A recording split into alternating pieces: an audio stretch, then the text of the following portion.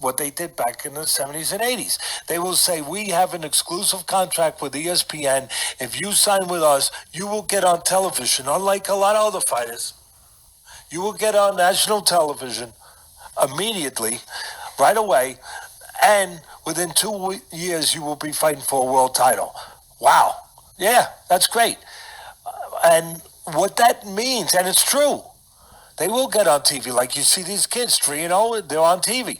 But what it means is the part they leave out, you will get on TV against guys that barely have a pulse. If they have a pulse, then they wait until the pulse gets slower, and then they get the call. But they barely have a pulse. They might have a temperature too, and but you'll be put in with guys that do not make competitive fights. All right, now I'm just not being a wise guy right now. You'll be in there with guys like you saw that Ken just described on Saturday night on the undercard. You'll be in with these guys that guarantee you will win for the first year.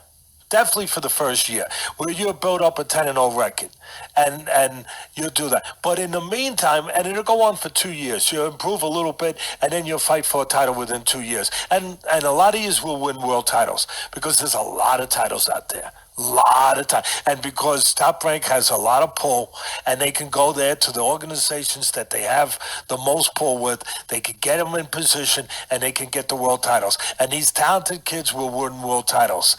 All of that is true. But what is also true is the same reason ESPN junked the whole thing all those years ago when it got to the point where you're going to have one-sided fights.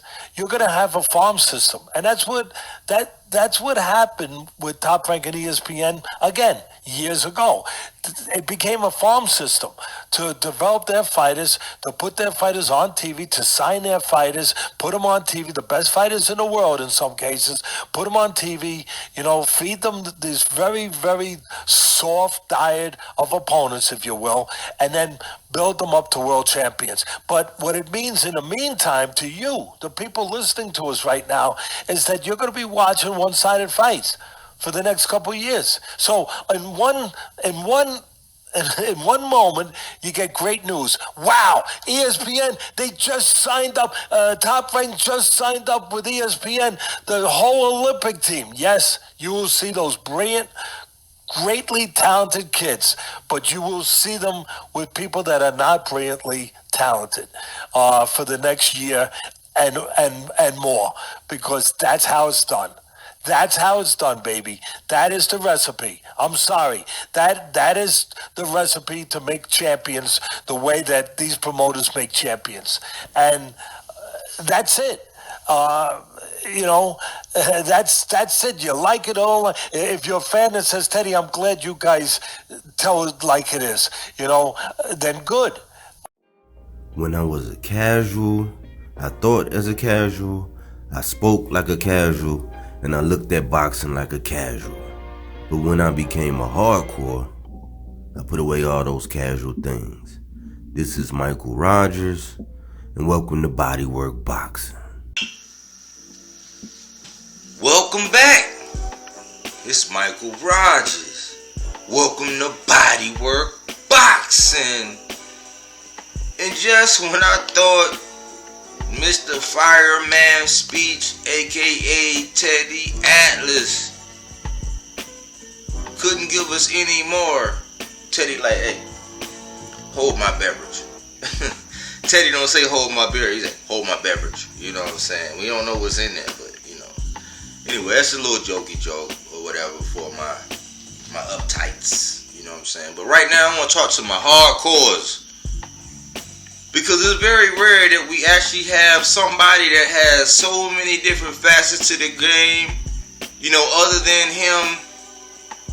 And he actually explained that what he do caters to a target market which seeks the truth.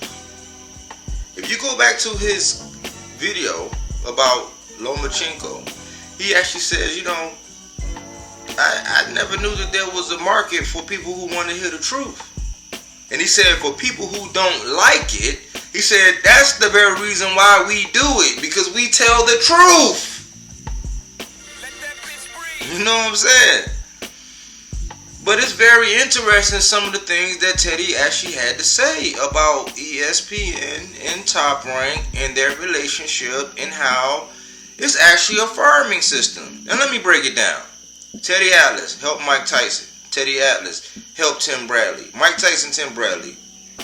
Polar opposites, and however you want to, put it. One, naturally God-given talent. The other, hard work, dedication, physical specimen, was able to overachieve in what his physical ability was, and short arms, and, just a lot of different things, but two different perspectives, two polar opposites, but at the same time, Teddy Atlas was the linchpin. He was the one who gave the fireman speech. That shit still get me fired up whenever I hear it. And here you go, you have Teddy Atlas talking about Top Rank and how they get down. Isn't it ironic that we just heard about Mr. Terrence Bud Crawford, dare I say, getting a step out fight after being named pound for pound? Listen, that's another thing.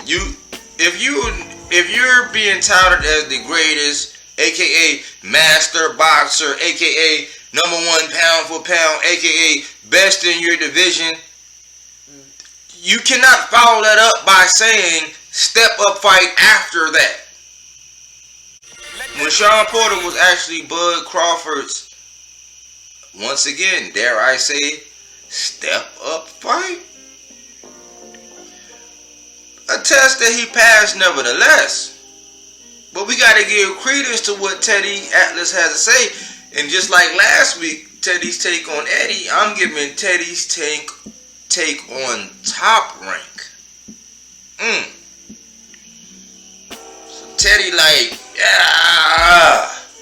anybody can get it. But he's being in his truthful nature. He has nothing to gain. If you listen to his video, he's not hurting. He even going to say that maybe because of some of the things that he wasn't willing to do anymore was the reason why he wasn't on Top Rank. Eureka! Tired of being a company man.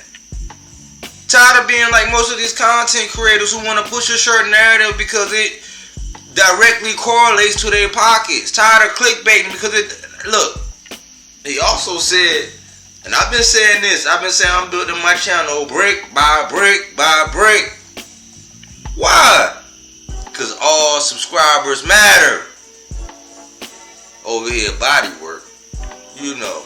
But let me digress and get back to Teddy. Because Teddy said, and I had mentioned this before, for a new guy that want to get the, the championship starter kit, if you can, you went to the Olympics and you come out, you can get on with Top Rank, get you a nice little gravy deal, might even get you a little endorsement, you know what I'm saying? But what you do is you get with Top Rank. And as Teddy said, because I had on my last video, I had somebody jump in my comment section. I'm like, don't argue with me. Don't shoot the messenger, baby. Talk to Teddy. Teddy spilled the beans. You know what I'm saying? And it's always a treat to hear Teddy, man. I used to love hearing Teddy, just with the X's and O's of boxing. I could sit and listen to him for hours because I'm a boxing purist. He could be telling, last week, he hurt me by telling me how to stop a southpaw, and I'm a southpaw. So he was speaking to my ops. I don't appreciate that, Teddy. You telling my ops how to stop me. You know what I'm saying? When I be, doing my thing. You know what I'm saying? But nah. Teddy said that it's a farming system over there. It sounds real familiar with Bud and how he said, in 2 years you'll be going for a championship. He also said that you're going to be getting in the ring with people who barely have a pulse. They might have a temperature. and I mean, can we poke holes in that? I mean, Shakur's on his way to being a superstar, and I perceive him to be the future of boxing, but he can't get the Valdez fight. I think it's safe to say that Edgar Berlanga is the real hype job. Especially when we heard that Erickson the Hammer Lubin. And then we came out and saw that last performance. And if the dude didn't have one eye, if he would have got, hey, look, if that wouldn't have happened to like the 11th round or something like that, if Buddy would have figured out what he figured out about Edgar Berlanga, Edgar Berlanga would be no longer. You know what I'm saying? You getting just like his man who fought on his undercard. I don't even know the guy's name. They call him the pretty boy. He got the part in his head, whatever. He just fought too. He in there scrapping with somebody that shouldn't be boxing. Let's just say that, because we respect all fighters and we don't want to call them bums. But he was in there with someone who did not qualify to lace up the gloves with him. Alright? Alright. But he said it's a farming system. It's a starter kit. It's a starter package. So when you're in your first contract and you want to make a name for yourself, I've been said Top Rank might be the way to go because of how they maneuver. He's mastered that. He might not know how to, dare I say, advertise, because he had arguably the pound for pound top fighter in the world and said he didn't know how to advertise him. Red flags. But for the youngins that's coming up or whatever, and that's why you can't really sensationalize what's going on over there at Top Rank. And I appreciate Teddy, man. Hey, Teddy, keep coming with that hot fire. Keep telling the truth. But it's a farming system. In the first 2 years, you're probably not going to fight anybody that anybody knows. They might have a pulse. He even touched on the Nico Ali wash. And I think everybody out of respect for Ali is like Ali Boumaye, but what our eyes actually can see tell us that I don't know about the Boumaye. You know what I'm saying? Might be a Boumaye. But I digress. I just appreciate Teddy for being forthright and actually speaking to a subject that as fans we know what we're seeing. We shouldn't be on the internet arguing whether or not somebody has power. Whether or not somebody can actually box. Like, I mean, I'm talking to my hardcores. You know, if you're a casual in here, you might be learning something, but I'm talking to my hardcores. Like, if you gotta argue about how much power somebody got at the stage when you got like close to 30 fights and all that, and we still bickering, oh, he does have power and he is a master boxer. Like, when you still making arguments like that, like, you do realize the fact that you have to argue about it means that it's debatable, which in boxing means you don't have it. You can see undeniable power. You can see undeniable skill. And that will be put on full display. And it's another thing, just like with the Keyshawn Davies and his brother and, you know, DB3. I salute them. You know what I'm saying? So this is not really a knock at them, because young brothers, get your money. But at the same time, this microwave generation of us falling all enamored and in love and just head over heels for just right after every fight. You ever look at the headlines? You ever see how your favorite content creator was on this person's jock strap and now they on that person's jock? Listen, hold on, listen. I got a new product for you, motherfuckers. It's called Throat Coat. That shit's gonna numb everything. I'm talking about anything past the tonsils, you ain't gonna feel shit. So when you wanna go deep into them championship rounds, I ain't talking about, I'm not talking about just the 11th and 12th. I'm talking about we going back in the day when they had 15 rounds. When you wanna go deep for your favorite fighters, and if you bought my knee pads, You know, the one with the Kevlar on the bow, and then the shoes for the knees, knee pads. So if you put these knee pads on and you get that throat coat, you're gonna be able to go so hard for your favorite fighter. But we don't do that here with body work. We just do that body work. We got our favorite fighters, but we speak the real. Salute to Teddy for giving us the insight on how ESPN and Top Rank works. And to the next one, all subscribers matter. Body work. All right, I believe you, but my Tommy-gun don't. Get down on your knees and tell me you love me. My word, I do what I do. He knows what I'm about to tell him right now. It's Mr. Keep running your mouth. That's what I do. I just feel like I'm the champ, and at the end of the day, I'm just a fighting motherfucker. It doesn't matter. Inside, outside, I can just fight.